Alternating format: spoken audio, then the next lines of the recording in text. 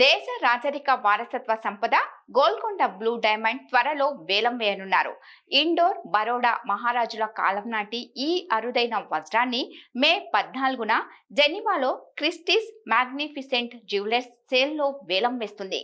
23.24 క్యారెట్ల ఈ వజ్రం ధర దాదాపు 300 కోట్ల నుంచి 430 కోట్ల వరకు ఉంటుందని అంచనా వేస్తున్నారు. ఈ వజ్రానికి 259 సంవత్సరాల చరిత్ర ఉందని, ఈ వజ్రం ప్రపంచంలోనే చాలా అరుదైందని Christie's international jewellery head Rahul Kadakia చెప్తున్నారు. రాజవారసత్వం అసాధారణ రంగు, పరిమాణంతో ప్రత్యేకతను సంపాదించింది. ఇది మొదట ఇండోర్ రాజవంశం యొక్క గొప్పదనానికి చిహ్నంగా ఉండేదని చెప్తున్నారు. పూర్వం ఇండోర్ను పాలించిన మహారాజా యశ్వంతరావు హోల్కర్ రెండవ దగ్గర ఈ వజ్రం ఉండేది. ది గోల్కొండ బ్లూను 1923లో మహారాజా తండ్రి బ్రాస్లెట్ లో పెట్టించాడు.